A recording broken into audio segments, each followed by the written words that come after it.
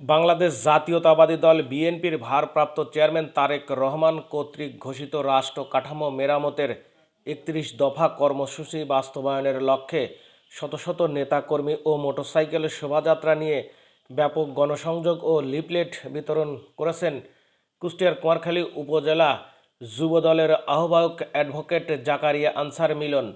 মঙ্গলবার ৮ই জুলাই বিএনপির এই নেতা বিশাল মোটর সাইকেলের শোভাযাত্রা নিয়ে কুমারখালীর নন্দলালপুর ইউনিয়নের বিভিন্ন হাট বাজারে ব্যাপক গণসংযোগ ও লিফলেট বিতরণ করেন। এই যুবদল নেতা মিলন উপজেলার বিভিন্ন পাড়া মহল্লায় সাধারণ মানুষের দ্বারে দ্বারে যান এবং তারেক রহমানের ৩১ দফা কর্মসূচি নিয়ে বিস্তারিত আলোচনা করেন।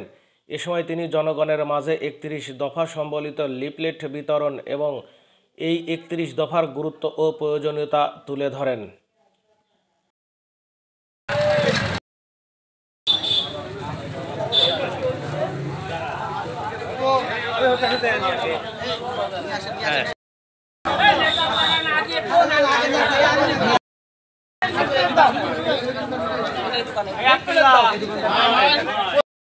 কুমারখালীর গণমানুষের নেতা, বারবার নির্বাচিত সাবেক সফল পৌর মেয়র, জননেতা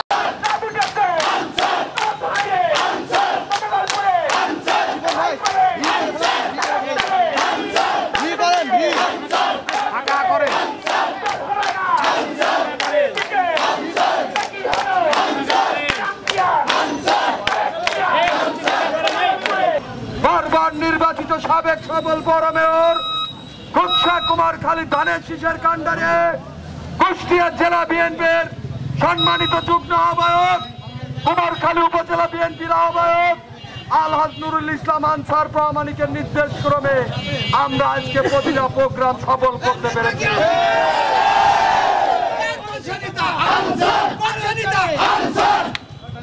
আপনারা বিগত ১৭টি বছর আমার সাথে আমার নেতার নির্দেশ ক্রমে, আমরা তারেক রহমানের নির্দেশ ক্রমে বাংলাদেশের সমস্ত জায়গায় আনাচে কানাচে রাজপথে আন্দোলন করেছি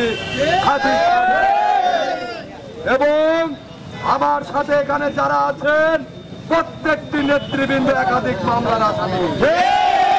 আগামী দিনে বাংলাদেশের যে কোনো সময় দূর সময়ে বাংলাদেশ জাতীয়তাবাদী দূর সময়ে অতীতেও যেমন আমরা রাজপথে ছিলাম, আগামীতেও ইনশাল্লাহ থাকবো।